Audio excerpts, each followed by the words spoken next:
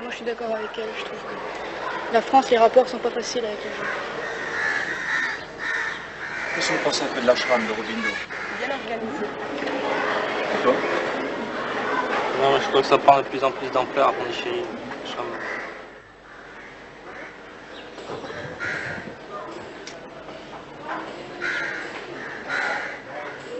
Il devrait y avoir quelque part sur la terre un lieu dont aucune nation n'aurait le droit de dire « il est à moi ». Un lieu de paix, de concorde, d'harmonie.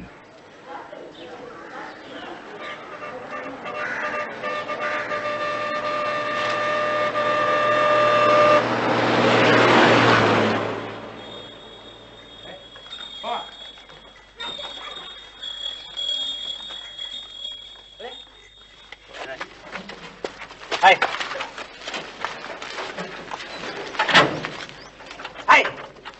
Yeah! Yeah!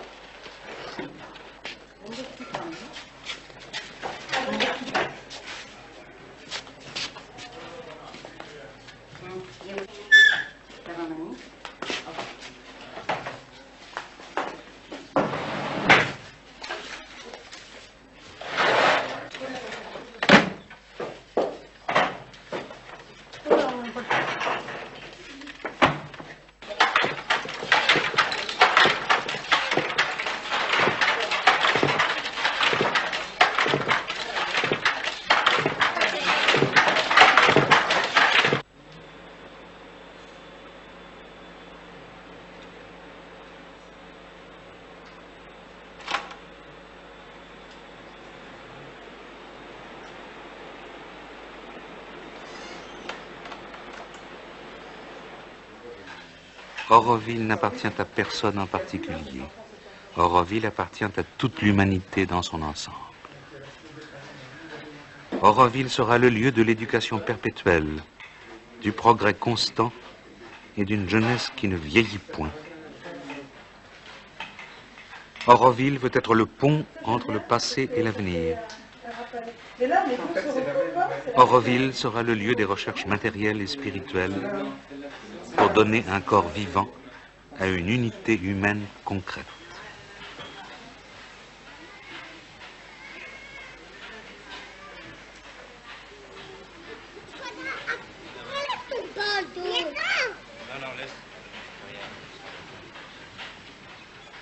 Le matrimondir sera l'âme d'Auroville.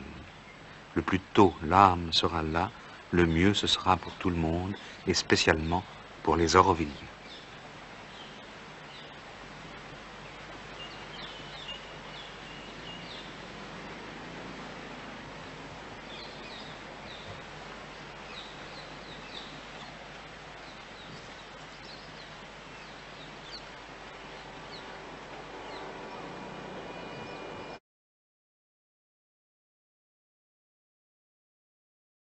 Soldats, ils marchèrent jusqu'à l'église et assistèrent au service.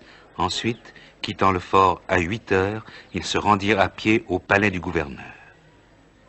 Ainsi, un jour favorable et en grande pompe, accompagné des musiciens et des danseurs, Duplex prit en charge les rênes du gouvernement.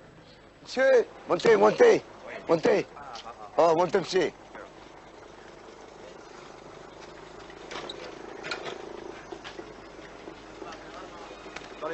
Oui, monsieur. Comment vous appelez-vous? Antoine Samuel. Antoine? Antoine Samuel. Comment vous avez appris le français? Ah, ça va, le travail de barbecue, le cuisinier, c'est la boy. C'est tout le travail.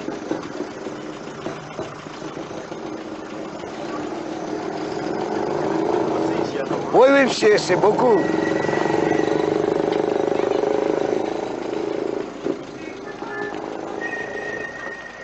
Vous connaissez la France?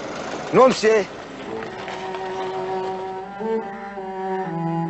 Achetée en 1672 au Raja de Bijapur, cette concession s'augmenta de la ville que créa 2 ans plus tard François Martin, d'où son nom Puducherry, le nouveau village. Pris par les Hollandais en 1693, ce territoire fut rendu en 1697. Il fut assiégé en 1748 par l'anglais Boscawen, que repoussa l'énergie de Dupleix. Repris en 1760, restitué en 1763, les Anglais s'en emparèrent de nouveau en 1778 et le rendirent en 1783. En 1793, ils le reprenaient. Le traité d'Amiens l'attribuait aux Français en 1802, mais l'année suivante, l'Angleterre l'occupait une dernière fois. Enfin, depuis 1817, il semble que Pondichéry nous est définitivement acquis. C'est simplement un souvenir qui nous est laissé, une satisfaction morale toute platonique, un hommage accordé aux efforts héroïques de la France du passé dans ces contrées lointaines.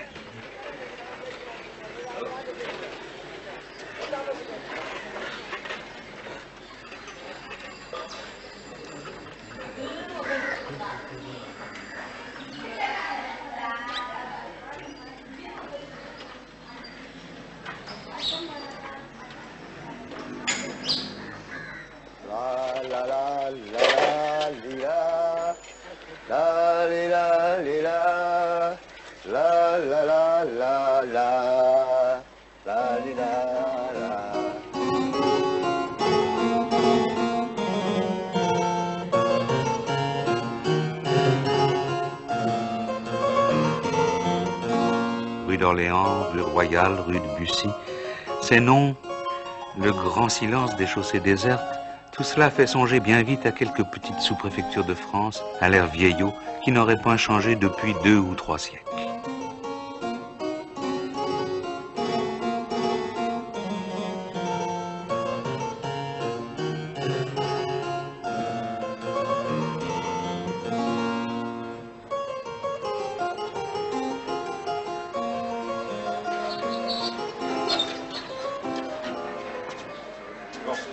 Merci, monsieur.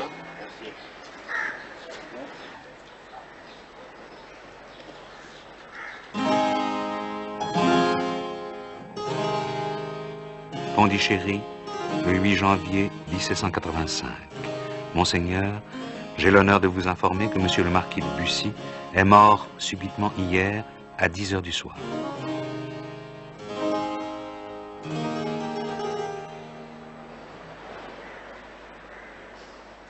Institut d'Indologie a été... Bon, il a été créé au nom de la rétrocession des consulats français à l'Inde, et alors il s'agissait de créer, selon la formule de Nehru, une porte ouverte de la culture française sur l'Inde et réciproquement. L'idée, c'était de mettre en contact des savants traditionnels, dont M. Batt, qui est ici, a été un des premiers, et des chercheurs français. Et alors, 2 directions. D'une part, les recherches indologiques classiques, disons, recherches sur le sanskrit, sur les formules, et d'autre part, des recherches... on ne parlait pas d'écologie à l'époque, mais enfin, ça en était déjà, la carte du tapis végétal branchée sur un programme qui était à l'époque de l'Université de Toulouse. Au 18e, on a déjà des gens qui prennent des notes, disons, sur l'indianisme. Au 19e, ça se développe considérablement.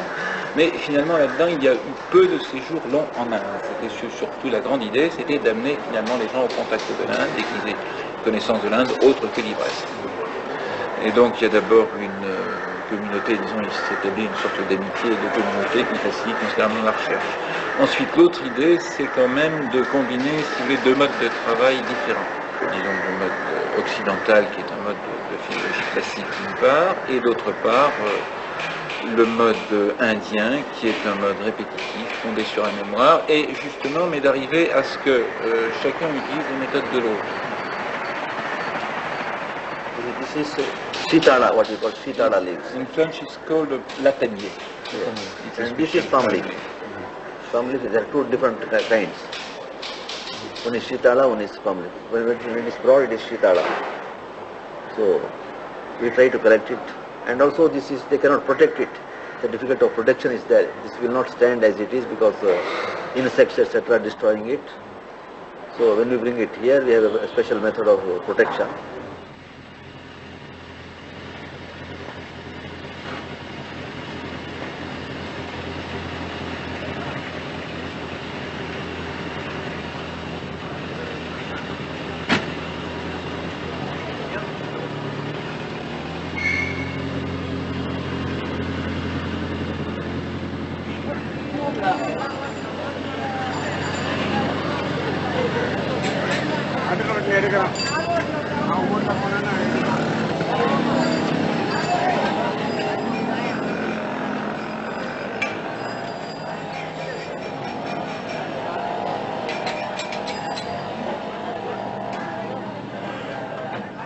Ananda Rangapillai, de son vivant courtier de la Compagnie française des Indes, compte parmi les personnages les plus considérables dans le drame court et brillant de notre domination précaire en Inde.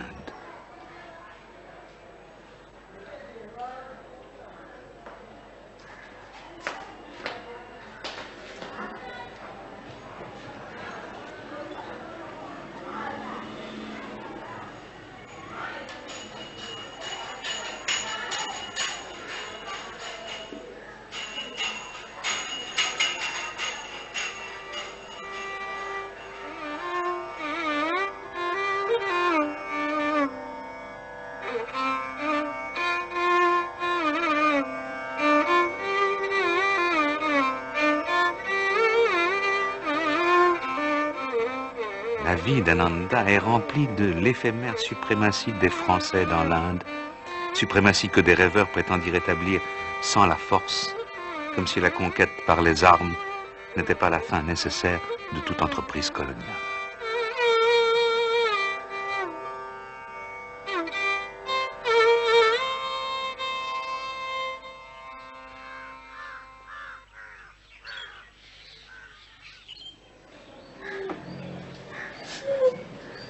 Duplex au XVIIIe siècle, Aurobindo au XXe, le Nabab et l'ascète.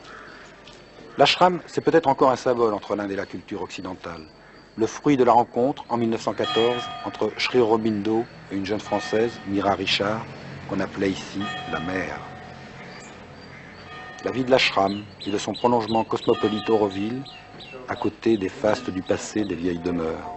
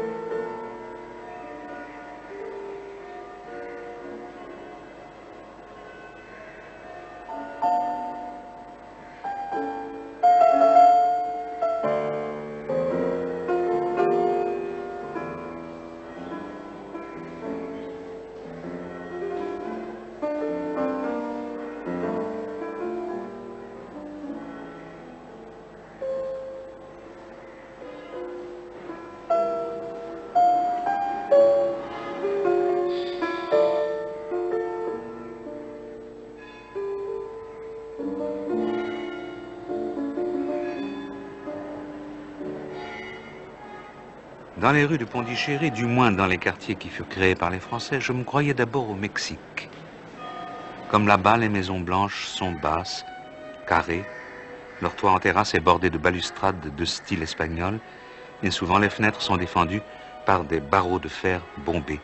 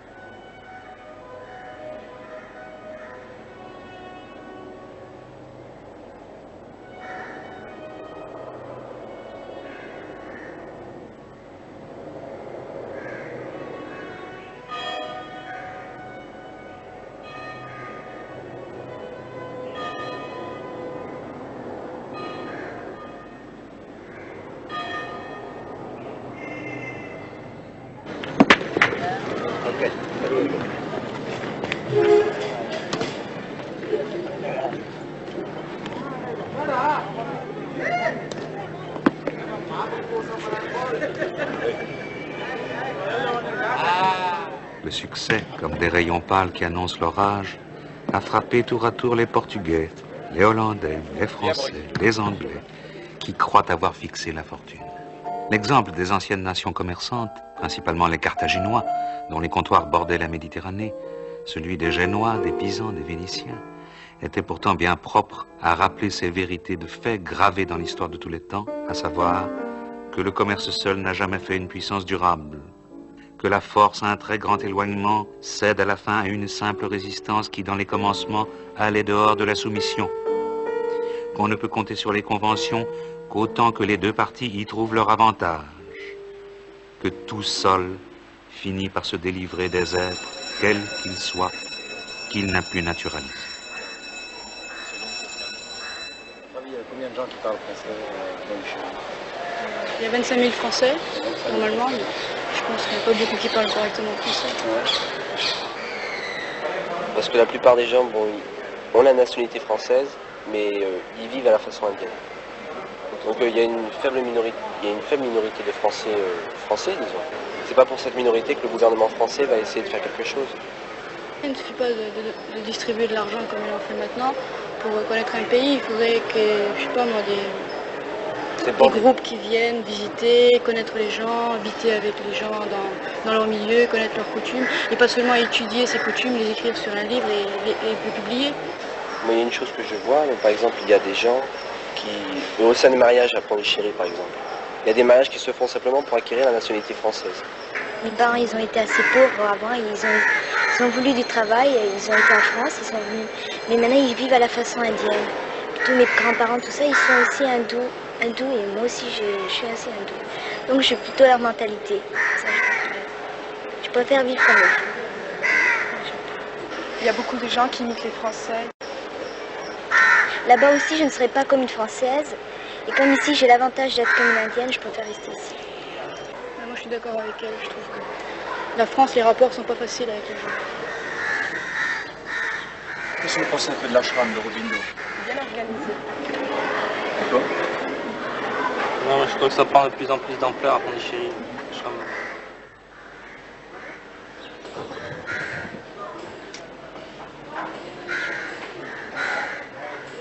Il devrait y avoir quelque part sur la terre un lieu dont aucune nation n'aurait le droit de dire « il est à moi ».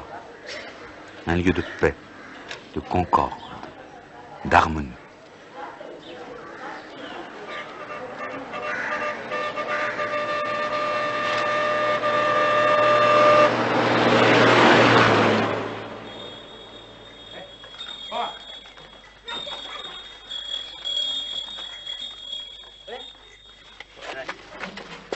Hey! Hey! Yeah! Yeah!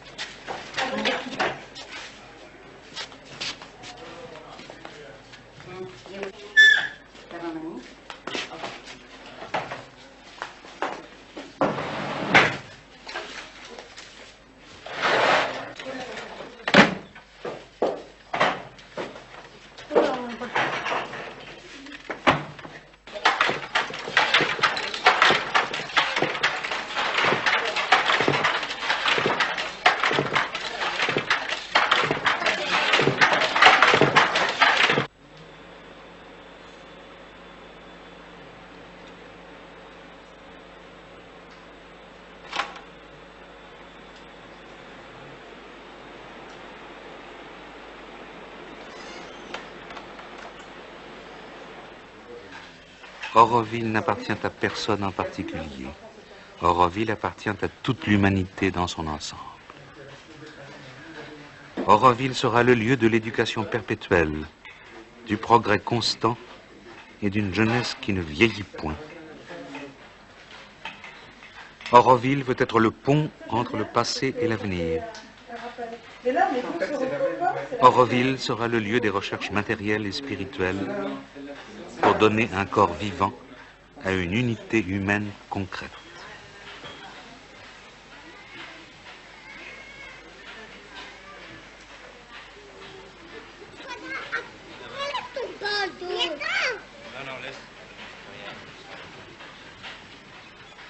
Le matrimondir sera l'âme d'Auroville, Le plus tôt l'âme sera là, le mieux ce sera pour tout le monde, et spécialement pour les Aurovilliens.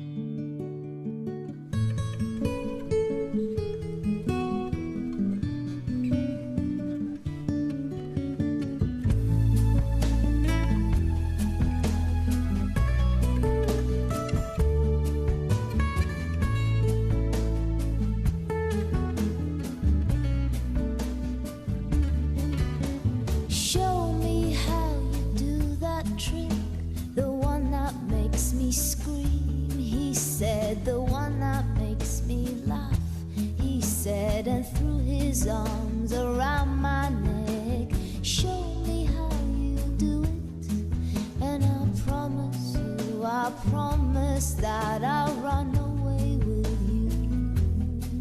I'll run